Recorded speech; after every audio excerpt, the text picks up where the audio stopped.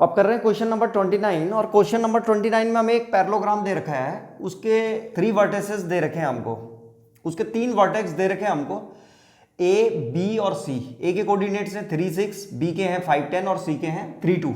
D coordinates नहीं दे रखा उसने, और पहला क्वेश्चन उसका फर्स्ट पार्ट यही है। एक तो हमको क्या निकालना है, डी के कोऑर्डिनेट्स निकालना है, जो इसका वर्टेक्स डी है ये बताना है कि इसके डी के कोऑर्डिनेट्स क्या होंगे, पहला। दूसरा हमको जो है बी डी की लेंथ निकालनी है, ये जो बी डी है यहाँ से लेकर के यहाँ तक इसकी लेंथ निकालनी है। और जो तीसरा क्वेश्चन है थर्ड पार्ट इसका, जो 29 का थर्ड पार्ट है, उसमें ए बी, इस ए बी लाइन का इक्वेशन निकालना है। तो सबसे पहले हमको ये डी पॉइंट निकालना है। तो डी पॉइंट कैसे करके निकालेंगे, क्योंकि ये पैरेललोग्राम है भाई, A B C D parallelogram है, और हमें पता है कि जो डायगोनल्स होते हैं पैरेललोग्राम के वो एक दूसरे को क्या करते हैं, बाइसेक्ट करते हैं। तो ये डी बी और ए सी यहाँ पे जो है ये एक दूसरे को बाइसेक्ट करेंगे। मान लो ये पॉइंट है, इसको सपोज करो कुछ ले लेते हैं, ये पी पॉइंट है। तो जो ये पी पॉइंट होगा वो ए सी का भी मिड पॉइंट होगा और बी डी का भी मिड पॉइंट होगा। तो सबसे पहले हम क्या करेंगे कि ए और सी की मदद से जो है इस पी को निकाल लेंगे, और उसके बाद जो है ये जो पी होगा वो इसका बी डी का भी मिड पॉइंट होगा, तो उसकी मदद से जो है हम डी के कोऑर्डिनेट्स निकालने वाले हैं। ठीक है, तो इसमें जो है हम क्या लगा रहे हैं, मिड पॉइंट वाला फॉर्मूला लगा करके, ये तो सॉल्व हो जाएगा उससे। तो देखो कैसे करेंगे, मान लेते हैं कि ये जो डी है इसके कोऑर्डिनेट्स ए और बी है, ए और बी, ठीक है, स्मॉल ए स्मॉल बी। तो यहाँ पे लिख देंगे let D is equal to A B, ऐसे करके। तो अब शुरू करते हैं। सबसे पहले लिखेंगे हम कि A B C D is a parallelogram, A B C D is a parallelogram, therefore diagonals AC and BD bisect each other at point P. Therefore P is midpoint of AC. और अब P के coordinates निकाल रहे हैं, तो यहाँ पे आ जाएगा P इज इक्वल टू, हमारे पास एक फॉर्मूला था x2 plus x1 upon 2 comma y2 plus y1 upon 2, ये P के कोऑर्डिनेट्स होंगे। तो AC के हिसाब से निकाल रहे हैं, इसको x1 y1 ले लो और इसको x2 y2 ले लेते हैं और शुरू करो। x सबसे पहले क्या है, x2 प्लस x1 अपॉन 2, तो ये हो जाएगा p is equal to x2 की जगह में कितना रखेंगे 3 और x1 की जगह में भी 3, तो ये हो जाएगा 3 plus 3 upon 2 comma y2 plus y1, y2 कितना है 2 और y1 कितना है 6, तो 2 प्लस 6 अपॉन 2। p की वैल्यू आ जाएगी, p इज इक्वल टू जाएगा 3 प्लस 3 कितना हो गया 6 और 6 बाई 2 कितना हो गया 3, तो यहाँ पे आ जाएगा 3। ऐसे 2 प्लस 6 8 और 8 को 2 से डिवाइड करेंगे तो 4, तो ये 3 4 आ गया पॉइंट। अब हमारे पास ये P है 3,4।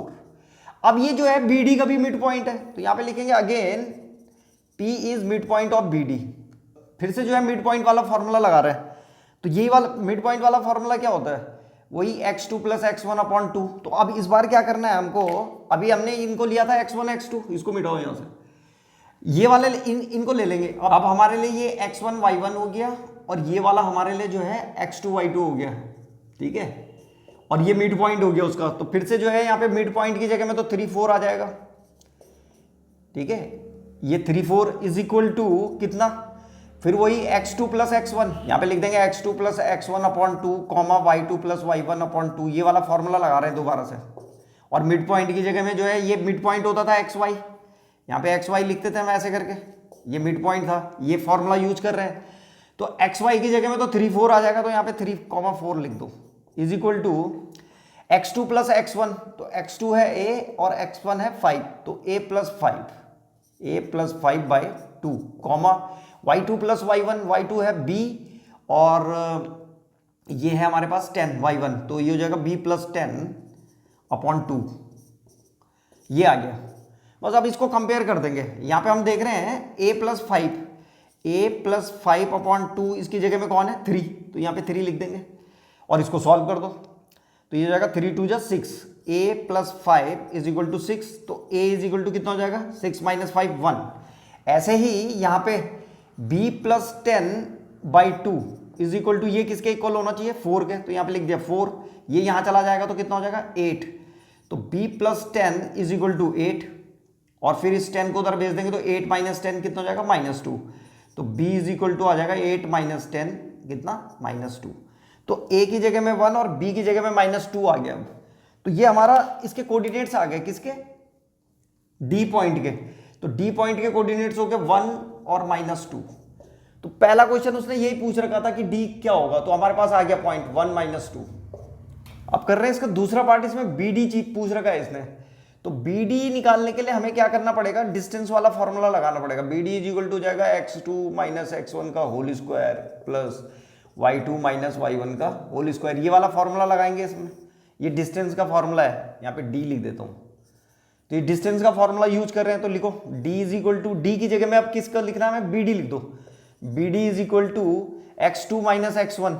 अब ये है बी डी, बी डी, तो इसको x1 y1 ले रहे हैं और इसको x2 y2 ले रहे हैं, ठीक है। ये जो आ रखा हमारा, इसको ले लेते हैं x2 y2, ये जो 1 - 2 आ रखा था x2 y2।